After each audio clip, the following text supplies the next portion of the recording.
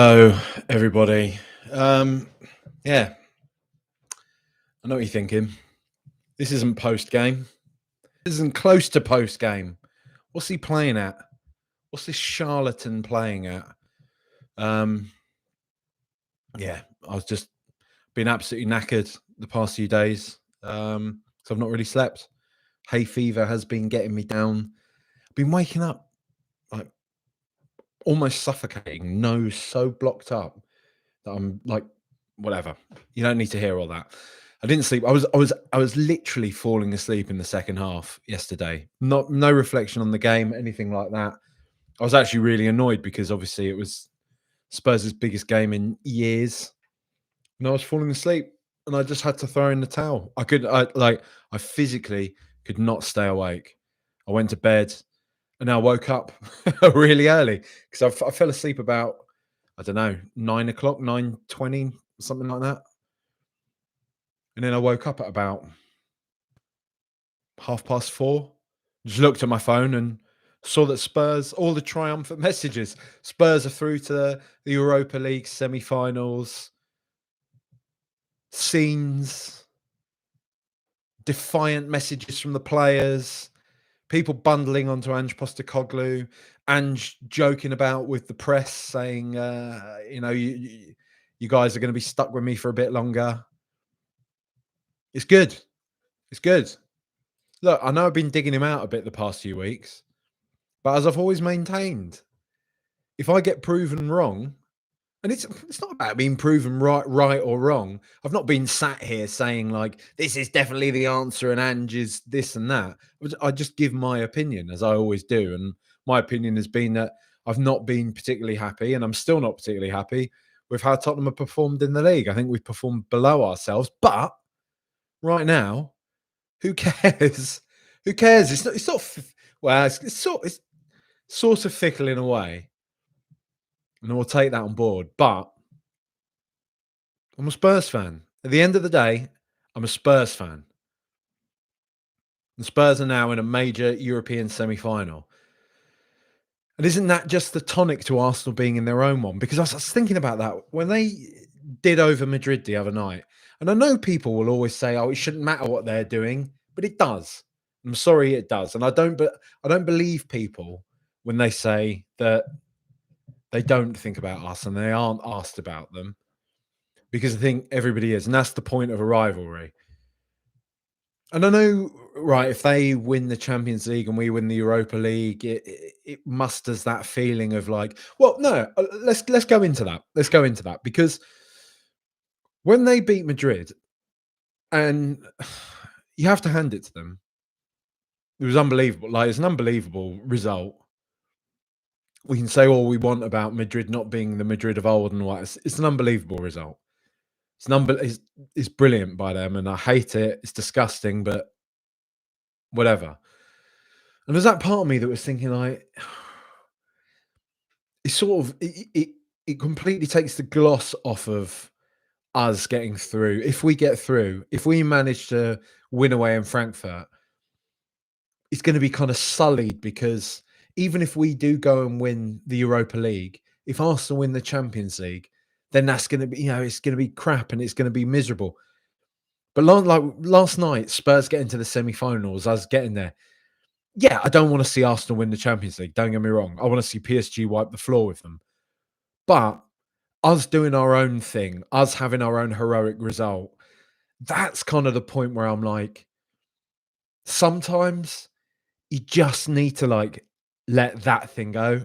Yes, it would be horrible if they won the Champions League, but if we this season, after the season we've had, also won the Europa League, I'm sure plenty of them would be ecstatic. The majority of them would be ecstatic if they win the Champions League, but there would still be a proportion of them that thinks, "Damn, Spurs also won something." So it works both ways, and I do think like it's just the tonic. It's just what we've all needed, and of course, there's been a bit like there's been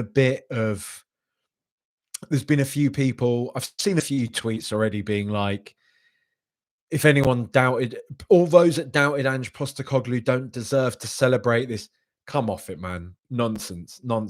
I hate all this. Like, people digging out and finding takes from other people. Like, just enjoy it in that moment, right? Enjoy that. I don't actually, to be fair, I don't mind. I find it quite, to be fair, I find it quite funny when somebody, I was just seeing, sometimes it'll be somebody will retweet something I did like a year ago. Something I don't even remember saying, something where I've just angrily scrawled something after a game. There was one about Romero where I'd said something about him being, you know, tin pot or something like that. I do find it I do find it quite funny when people dig those out when they find one that I've done to be like, oh, or they do the eyes emoji looking at it. Like I say, the takes I don't like more are these people shouldn't be able to enjoy that. Those people, just shut up, man. Like, Spurs are through to a major European semi-final. Tottenham fans are allowed to enjoy Tottenham, whether they are for Ange Postecoglou, whether they've doubted him, whether they whatever. Just let people enjoy stuff. Let's like we all know we all know the trudgery of being Spurs fans. Right? That's the one unifying factor that we all know, right? And so when there are good things that happen, fine. Feel free to point out I backed him when so many other people have doubted him. Cool. But then you can, like I say, you can break that conversation down into a more uncomfortable and unpleasant one that we don't really need to have right now, when we can just be focusing on the fact that Spurs are in, and I say it again, a major European semi-final. We aren't in the final yet, as a lot of people are saying. I mean, I rolled my eyes at the suggestion of Bodo-Glimt being a dark horse for this competition. It was pointed out to me on one of my streams, and I apologise again. I have forgotten your name once again. Person that told me back in the league stage that Bodo-Glimt are a dark horse. They're in the semi-finals. They've just knocked Lazio out. You can't take that for granted. How sick does their stadium look, by the way? Like it looks like a moon base. And I know, like I've waffled on about this before on these pods and stuff, but I spent about 6 months working and living in Iceland in my early 20s, and that's got a kind of a very, very like moon base feel to it. Less so in Reykjavik. Reykjavik is like, you know, it's. I mean, it's a city centre. It's a capital city, but I'm not saying this in a disparaging way, Icelandics. I'm just putting it into a way that people will get it in England. Reykjavik's cool, like it's awesome. It's an awesome city, but it's about the size of a fairly standard UK town. You'll be surprised. I was surprised when I went there. I was thinking Reykjavik, like big, you know, capital city. About the size of Kingston upon Thames, like genuinely. But it's awesome. It's really cool. There's a lot of character there. But when you start venturing out, because obviously it's like a volcanic island, it's got like a lunar base feel about it. No trees really grow there. I think the ones that are there have been imported and planted there, but it's mostly flat. There's this joke that one of the Icelandic kind of people I worked with said if you're trying to hide in the forest in Iceland, you have to lie down in the grass. It's maybe it doesn't like translate that well into English, but I think it's like one of their idioms. That's whatever. Bodo-Glimt Stadium looks great. Quite mad we've got the home leg first again, but that worked out all right for us against Frankfurt. I watched the entirety of the first half, and then I think I got to about 60 minutes. I got to about 60 minutes, 55, 60 minutes, and then suddenly I just peeled my eyes open. It was about 75 minutes. Yeah, that horrible feeling when you're like, that's sorry to take it to a grim place, but you're sort of like, that's what dying must be like when you're conscious of it because you've only gone to sleep. But those moments when you're not intending to go to sleep at all, when you sat there watching something. I'm not really somebody that falls asleep in front of the TV, to be honest with you. I mean, I say that and I'm just talking about a story in which I did that, but still, you know, when you're sort of lying there and then you just suddenly come back to it and you're like, wow, literally 10, 20 minutes of my life has just evaporated and it feels like I just closed my eyes. I blinked for a second. It's weird. I don't know. It's weird. It's a weird thing. But I was falling asleep. But the point that I do remember up to from that first half, so much was made of that Frankfurt atmosphere. And actually, my hottest take on this is I actually feel like it kind of rattled their own players more than it did ours. Because I sort of feel like from what I'd heard and from what I'd read and from speaking to like Comrade and stuff, Frankfurt was supposed to be characterized by the fact that yeah, they're not the best team in the world by any stretch of imagination, not even the best team in Germany. But what they do have is like a sense of organization, a sense of a game plan that they attack, counterattack with like ruthless efficiency. I don't really think we saw much of that from them at all. I actually feel like they were really conscious of the fact that they had to perform. Like, there was Top Muller, he was like giving it the big one beforehand, being like, we're gonna give it to Tottenham. They're gonna feel it when they come here. Like I say, I actually feel like their own team felt it more. I feel like the pressure, all that pressure, all that noise about their noise, basically, actually suddenly got into the heads of their own players, as in like, oh, it's in our hands now. We've got to do this. We've got this huge expectant crowd here, and we've got to do this. Can I just say, like, if there are any, for whatever reason, if there are any Frankfurt fans or something watching, please, that insufferable whistling. That's not. Come on, lads. Like, I applaud the Bundesliga for. I know there's a culture war about this as well, about the fact that people think that lots of the chants and the flags and all that stuff is all very choreographed and it's monotonous and things. And I do kind of take that on board, but it is still a spectacle. I think you have to give like the Bundesliga and that form of like European support, that kind of like northern to eastern European in particular type of support. You see it a lot in like Scandinavia, the Swedish teams in particular. I guess the Danish, to be fair, maybe the Norwegians too. But the Swedish teams are very, very intense, which kind of belies the fact that people see them as this, I don't know, this culture that's very above all that and very kind of, passive in some respects, in many respects, I guess. And you think about like a lot of the Eastern, you like those big Serbian teams and stuff, the huge kind of, I don't know, the en masse kind of shouts. No, I'll tell you what the Eastern Europeans do really well is those things when you hear one person like the capo, isn't it? You call just be like, and then you hear like literally like 10,000 people just be like, just shouting one word back, and it's proper mad. Like it is actually quite intimidating. But I know a lot of people don't like that. A lot of people like the fact that the English support, although it can often be not away support, but home support at least, is often quiet, and then there'll be a chant and it'll pick up when the action's happening. But there is something sort of organic about that, isn't it? English football support, it follows the flow of the game as opposed to trying to dictate the tempo of the game, if you like. I know there's a lot of waffle here today, but I'm tired and whatever. There's a lot to sort of process about this one.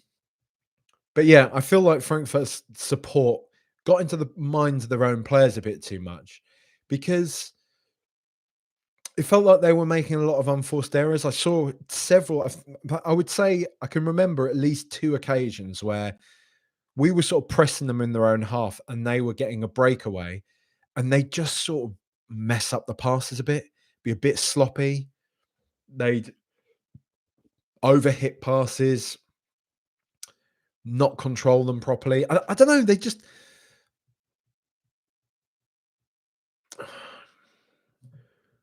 I say that, but then I'm like, does that sell like the defensive effort of those players short somewhat? Because it maybe does.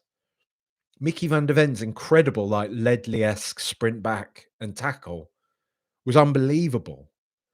Romero was suddenly remembered he was Romero again, absolutely marshalling the defense. Nothing was getting past him. Um,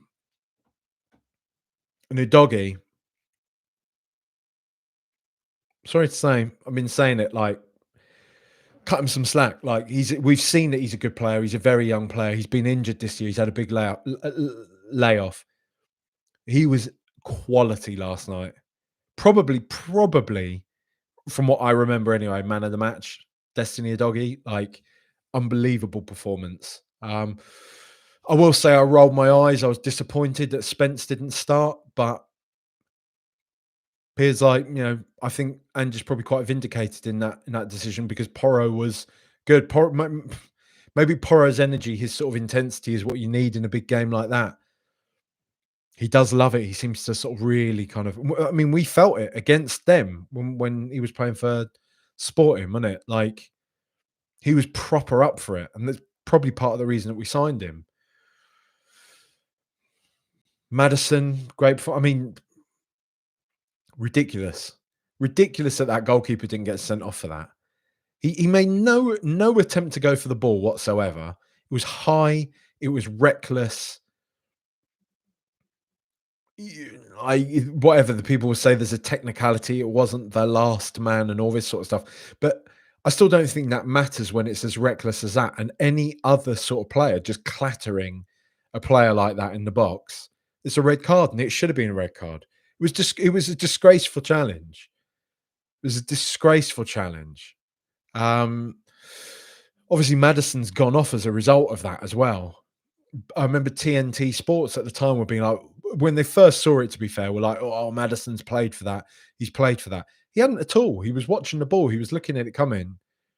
He wasn't looking at the goalkeeper at all and trying to game a penalty. He was trying to get on the end of the ball. But I thought that was disgraceful. And I know it sounds a bit Brexit, and I know people, but English teams get so little in Europe. Always get so little in Europe. Which I find quite crazy. I mean, we did still get a penalty, to be fair. And I say that, and Arsenal got the softest penalty at the Bernabeu, so maybe I am just really Brexit. I don't know. But look, all in all, let's just talk about the vibes. Let's just talk about where Spurs are, what we're doing for the rest of the season. Are we going to win it? Are we not? I don't know. But let's just embrace this while we can, because it's lovely. And like I've been banging on about all season on this podcast, we get into that time of the year now, aren't we? Where it's warming up a bit. It's getting a bit sunnier. From this point on, we are going to have those warm beer garden evenings where we can all go and watch Tottenham play in Europe. Major games now. I've seen already few, number of the various different accounts and stuff that get involved in all this sort of stuff. Already talking about big tifo plans and all that type of stuff for the semi-final. And that's what it needs to be, doesn't it? White Hart Lane needs to be a cauldron, as they say. Needs to be a cauldron, and it would be lovely to just, because look, people will overthink this and say, "Oh, you don't want to have too much of a lead to take into a away game because you don't want to be complacent away." Blah blah blah. Nah, let's just do them 3-0. Apparently, they've got some big suspensions as well. Let's do them 3-0 at home. Take that away, and do you know what I mean? Being away, but let's be real now, right? The majority of us are Spurs fans. There might be a few odd people that sometimes come on here to say stuff about Spurs being a washed team and all that sort of thing. It's just the internet, innit? Let's be real. Let's be real, right? Whatever issues we've had this year, whatever we feel about the players at our disposal, all this type of thing, and also, no matter how well organized they are, no matter what a great example of being well coached as a small team, blah blah blah blah blah, Spurs should beat Bodo Glimt. Like, can we like? It's not arrogant. Let's just be real, right? Let's drop the kind of disingenuous, patronizing pat on the head. Bodo Glimt, of course, can beat Tottenham Hotspur. Of course they can, for all the reasons that people are saying they're brilliant. They're well coached. They're tenacious, etc., etc. However, The reason why people get excited about that is because it would still be an upset. It would be an upset for a Norwegian team who have never, as far as I recall, this is from stuff I've read about, in the past few hours, a Norwegian side has never made it to the semi-finals of a European competition before. So this is the first time in history, I believe. Please, Norwegians, correct me if I'm wrong.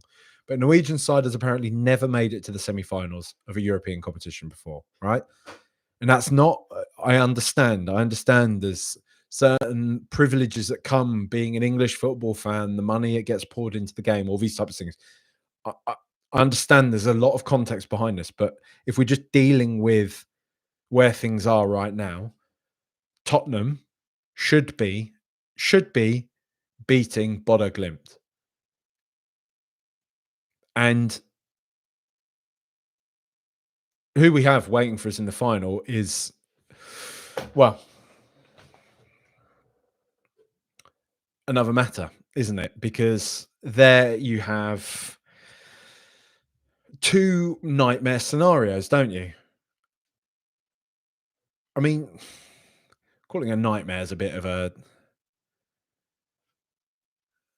pessimistic, but if you get what I mean, basically, we're either playing in one club's home stadium or we're playing against the English team that we've already beaten, what, 3 or 4 times this season, who just have that DNA, if you want to call it that, for turning up in finals. I mean, their comeback against Lyon last night is frankly, remarkable. It's incredible. It's incredible that they've still managed to do that. And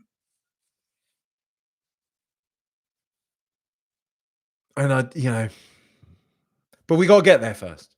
We have to get there first. And the thought of seeing Spurs in another major European final is unbelievable. Even better, yeah, even better if PSG dispatch Arsenal in the Champions League semi-finals. I mean that would be something. That would be something. Look, it's going to be. I hark back to what I said at the top of the podcast. It will be something special if Tottenham get to the final anyway, and Arsenal still get to the final. It will still be. It will melt away. Whatever Arsenal are doing in the Champions League, it will be unpleasant, but it will be far less unpleasant. Like I say, us doing that last night, us now being in the semi-finals, makes Arsenal being in the semi-finals of the Champions League feel much less bad. Like much less bad. I was in a stinking bad mood after that Real Madrid game. I was in a stinking bad mood, thinking just like in proper self-pity, what did we do to deserve this? What did we do to deserve this, to have this awful season and for them to be doing that? What did we do to be consistently having that Sol Campbell, winning the league at White Hart Lane, all these sorts of things they've done down here? What have we done to deserve it? And now we've won that. I'm like, I don't care. I do care a little bit. I'm not, but in terms of like, is it sharp? No, it's sanded that edge right off, hasn't it? It's not even just sanded it off. It's taken like a jigsaw, hasn't it? And like curved that straight edge, and then it's sanded it down all nicely, giving it a nice bevel and all that sort of thing, right? That's what it's done. There's still an edge there, but it's a smooth one now. And I mean, it's just I vote because it worked for West Ham. I don't care about it being tin pot. If they if they get knocked out by PSG and we go on and win the Europa League, Champions of Europe, you'll never sing that. It needs to be sung at the next North London derby. Has to be. But let's just wait. Let's just, as as the wolf says in Pulp Fiction, let's not start sucking each other off yet. It's just mad, isn't it? It's mad. And look, Ange Postecoglou has said from the off, he always wins something in his second season.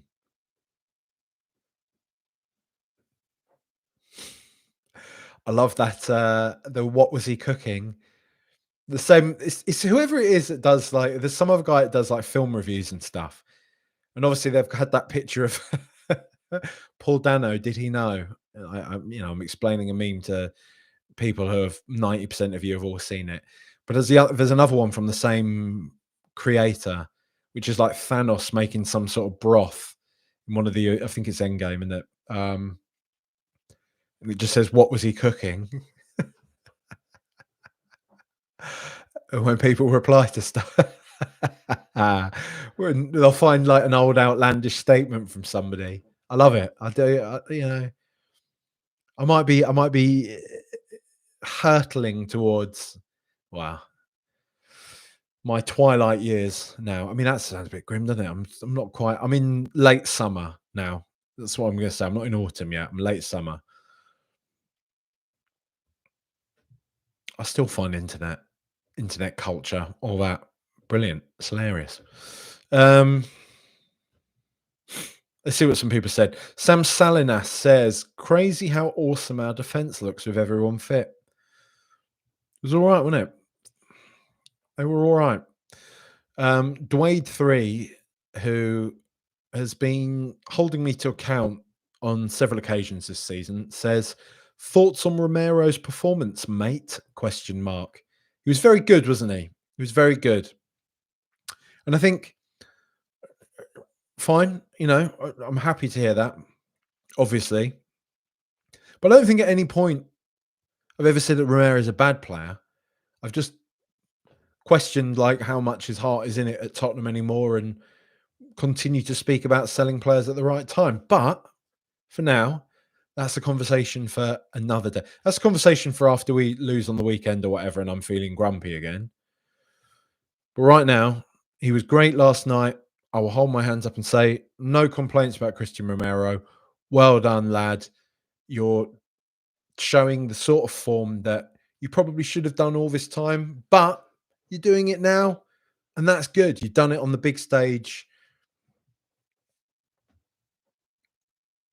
He said something about Puta Madre and all that, which I found quite funny. Good on him. Freddie Nelson says, honestly, Bergval is the most exciting young player I've seen in my 30 years following the club. First season to have that swagger and confidence is remarkable. Yeah, yeah, he is. He is. And I mean, look, he made a mistake against Wolves the other day, and that's going to happen, right? This is what we've been saying all along. You're chucking in an 18-year-old, he's learning on the job.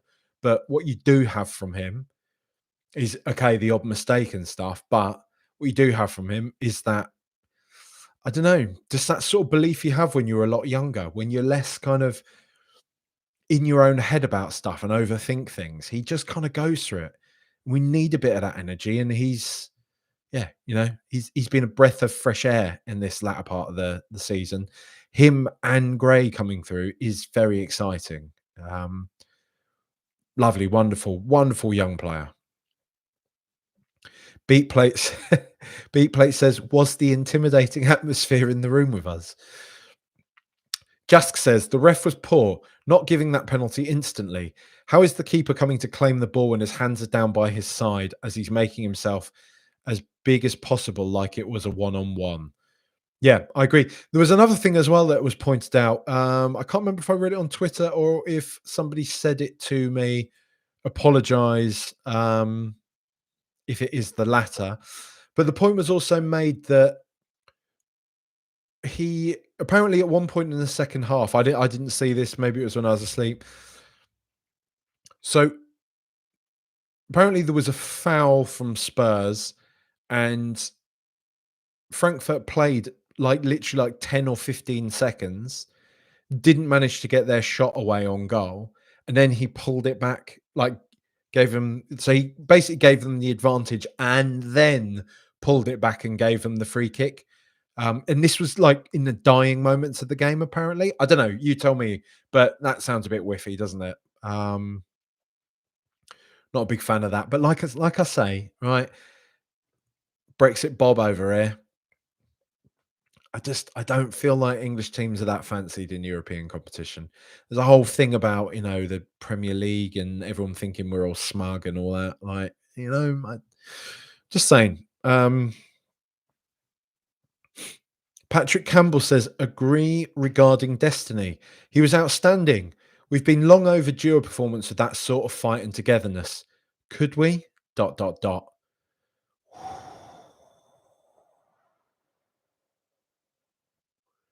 I mean, look, we've turned up at Frankfurt. Whatever you want to say about them, whatever you want to say about the caliber of the team or this or that or the strength of the Bundesliga or anything, a lot of people were saying prior to this game, it's one of the most intimidating atmospheres in Europe. Spurs are going to have a big task on their hands if they're going to get through that. And we did it. We get through Bodo Glimt. We got Bilbao, or we've got, or as I believe it's supposed to call them Athletic Club, aren't we? I think it's Athletic Club.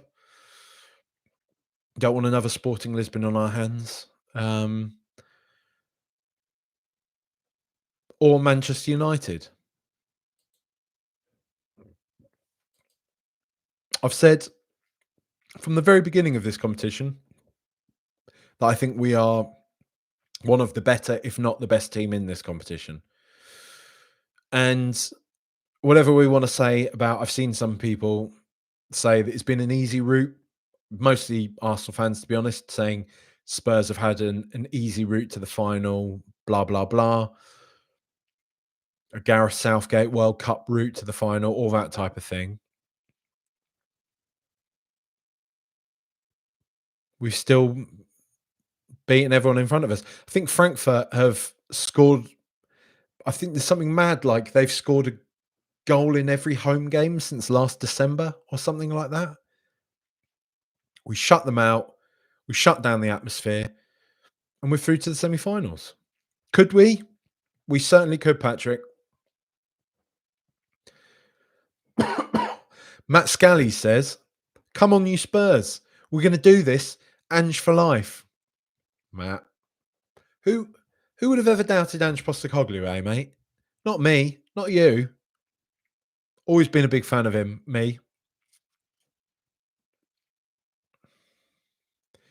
K9 McGurn 1 says, Spence, Udogi and Porro is a well-rounded and deep group of fullbacks. Need to not panic when one doesn't start. Fine. That's a fair point. Yeah. I've bleated on this podcast for the past decade about the need to think of a team as a squad, not as a starting 11. And, I haven't been taking my own medicine, have I?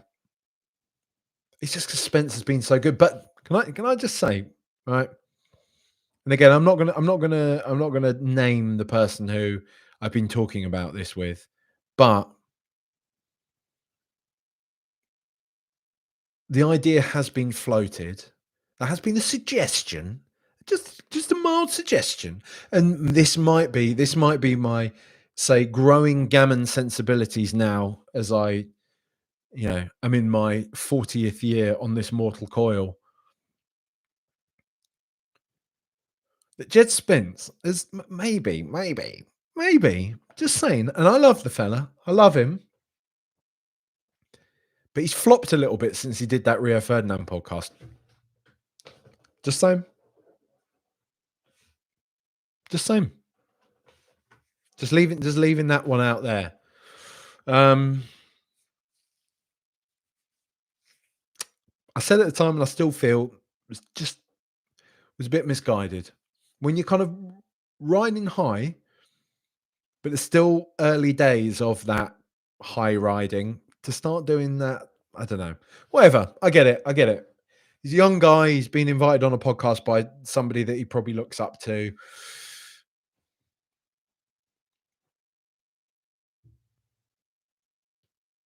Fine.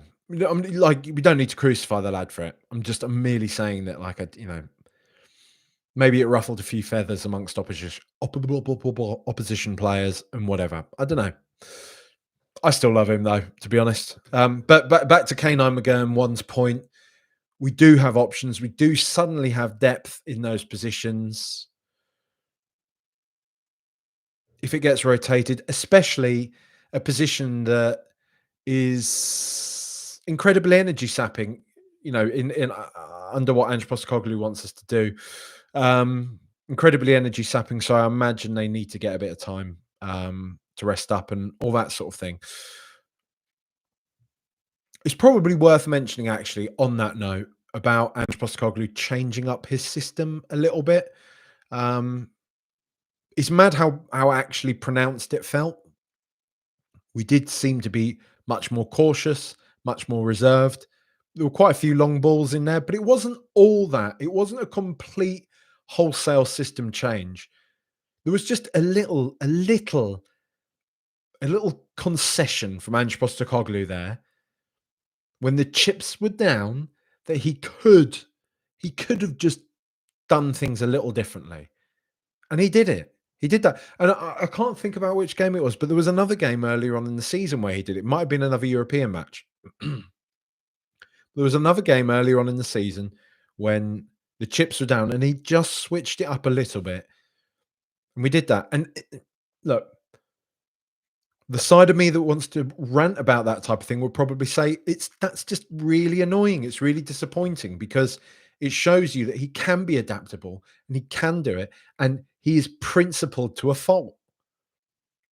However, he's obviously not principled to a fault because he did it last night. He switched things up a bit, and we're in the semi-finals.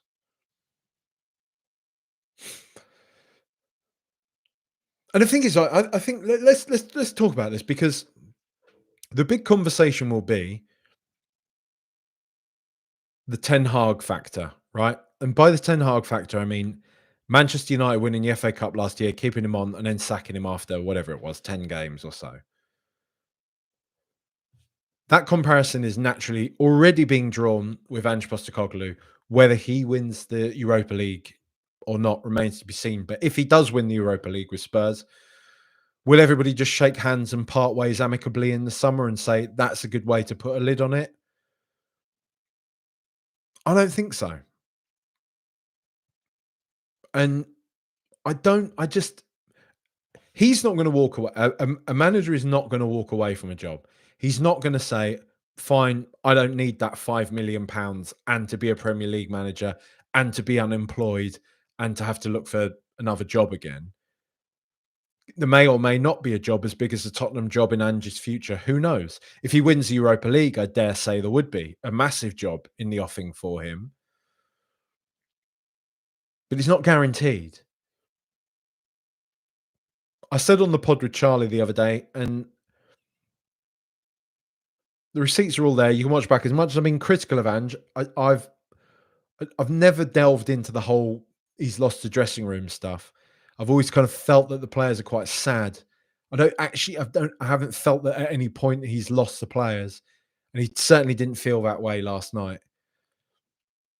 I just think it's bad for the club.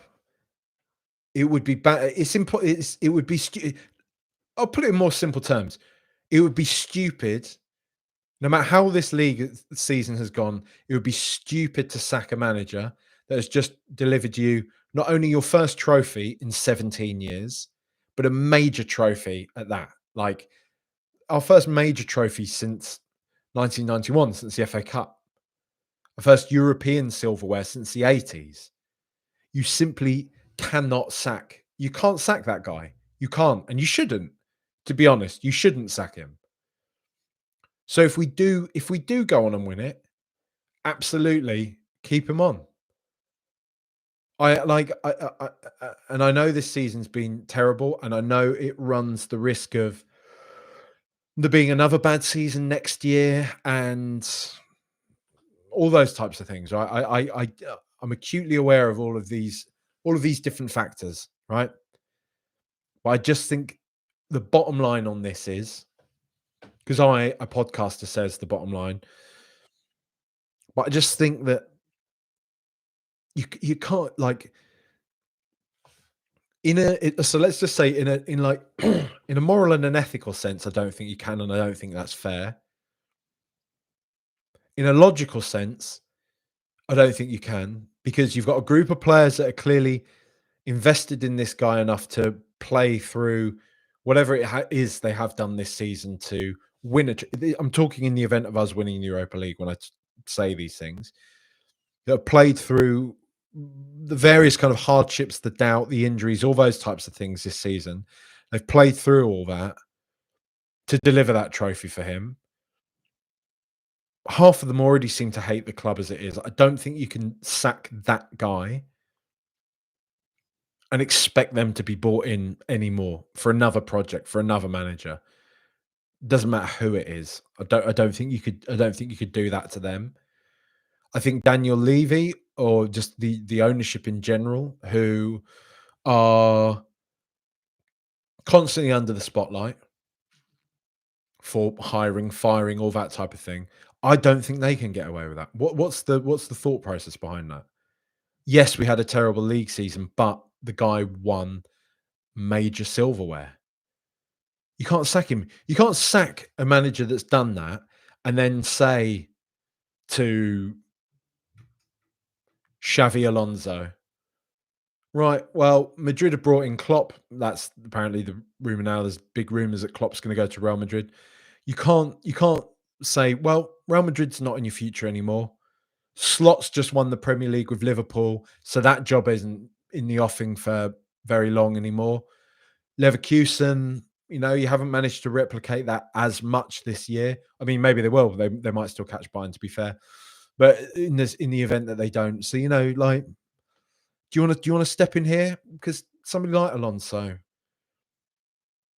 or a Thomas Frank or whoever are going to look at the Spurs job and think, well, that last guy won the Europa League and they still sacked him. Don't know if I fancy that. I don't know if I fancy going into a situation where half the squad are going to be pissed off and sad that the manager that they all ran through brick walls for, at least in the European trophy, has been sacked. I just think I think across the board, overwhelmingly, you can't make uh you can't make a fully coherent argument as to why he 100% should be sacked. There is an argument. I'm not saying there isn't. There is an argument. The argument is this is one of the worst seasons Tottenham have ever had domestically in the Premier League. It is. And we've been totally abject at times.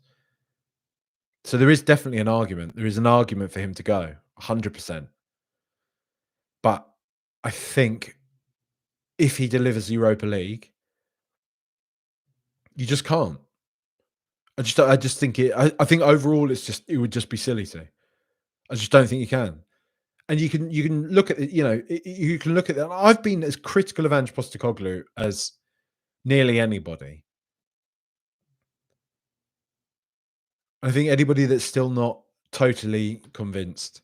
I'm thinking in my head right now, if you're listening, Chris, I'm thinking I'm thinking of you who's going to send me a DM and say, I like the pod, but I didn't like all that bit about keeping on Ange, right?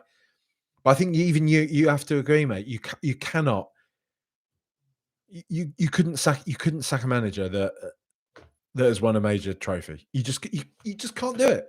You like Spurs can't do it. Somebody else can do it. Spurs can't do it. Spurs at this point, at this crossroads in our history, and I will be as charged and as dramatic as that because we've been in this state of decline really since we built that new stadium. We have. It's been a total. I don't want to swear because I don't want to get in trouble with YouTube, but it's been a bad show. It's been a bad show. It's been total mismanagement from the people at the top for years, and I think there is just quite there's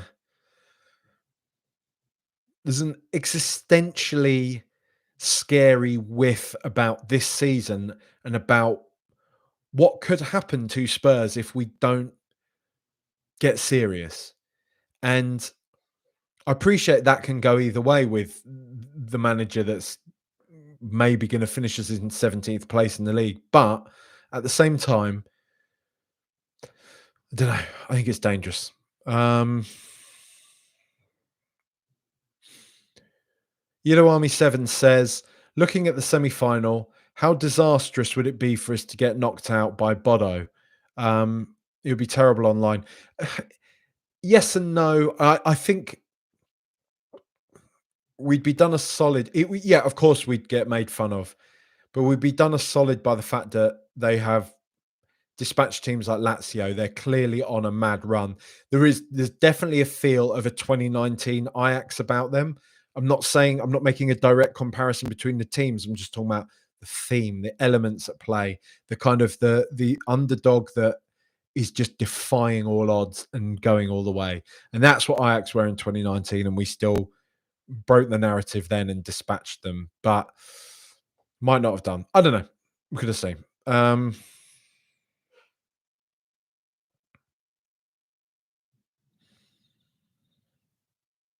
Welcome in Pieces says, hello, mate. So, of course, going to get way ahead of myself.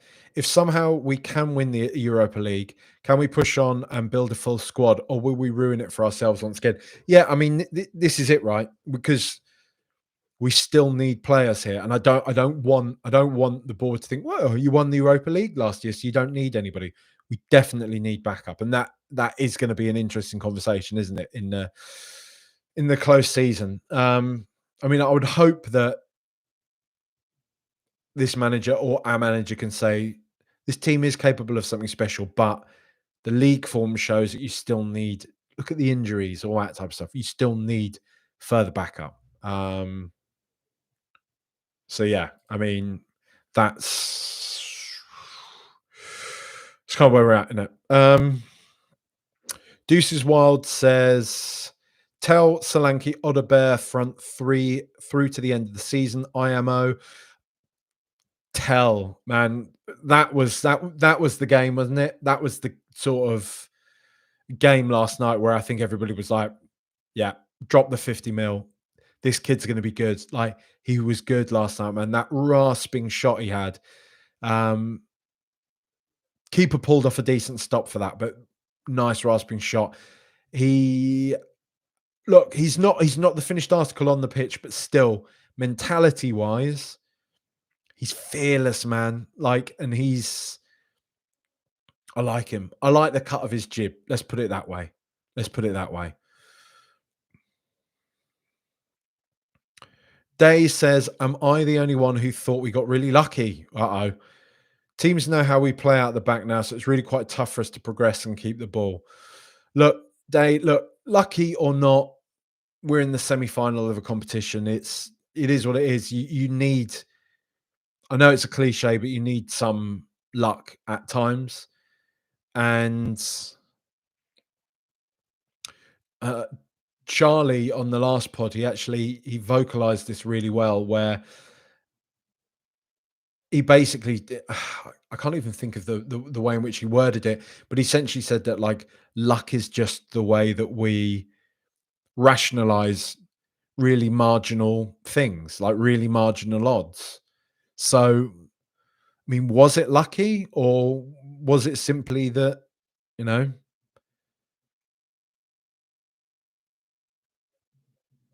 Spurs deserved it on balance, and it was marginal, but we still did. And look, we did it, man. I don't think you can just do that with luck. And if it was a bit of luck, every team gets it every now and again, right? How many times have we played somebody and lamented after the fact? Oh, they showed up and they did this and that to us. You know, it's what happens, isn't it?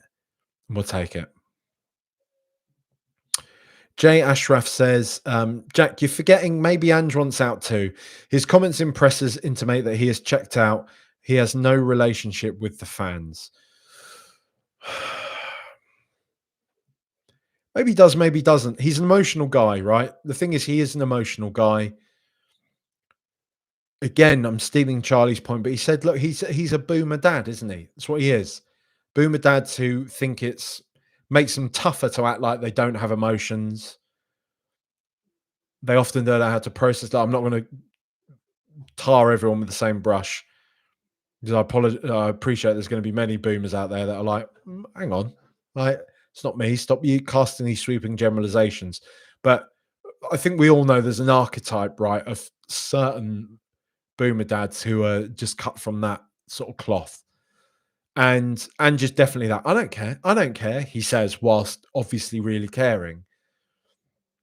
And yeah, he's had people shouting all sorts of obscenities in his face. And he's obviously carrying that. He obviously has quite thin skin. And we can debate, he's a human being and all this type of stuff, how thin his skin should be, what his level of expectation should be about the sort of very blunt feedback he's going to get as a Premier League manager, right? That's all definitely a conversation to be had. But I don't. He's cupped his ear and all this type of thing. But look, if he wins the Europa League, I think everybody is going to be very delighted. There will be an open top bus going down the Seven Sisters, down the Tottenham High Road, all the way to the stadium, and there will be thousands of people there. The streets will be packed, and I'm pretty sure he'll be pretty happy then. And I'm pretty sure everybody will be pretty happy. So I don't think we can make any sort of, because I do know what you're saying. I do know what you're saying. But I think, look, if we just take it on an even colder level than that, he's not going to walk away from it, mate. He won't walk. Nobody will walk away from £5 million. He simply won't do it. I think that's what he's on. He's on about 5 million a year. And if he walks away from that, he's severing the contract. I'm pretty sure. And Spurs wouldn't have to. I don't know. I don't know how it works, to be honest. So this is an assumption on my part, but I would assume if he walks away from the contract, he isn't going to get the payout, as opposed to him getting sacked. So we'll see. But I don't think he'll walk away. And I think, look, there's no better a palate cleanser than winning a major trophy, is there? Winning a major tournament, for everyone to just kind of have a summer to compose themselves again and go again, as lots of footballers say in their kind of social media posts.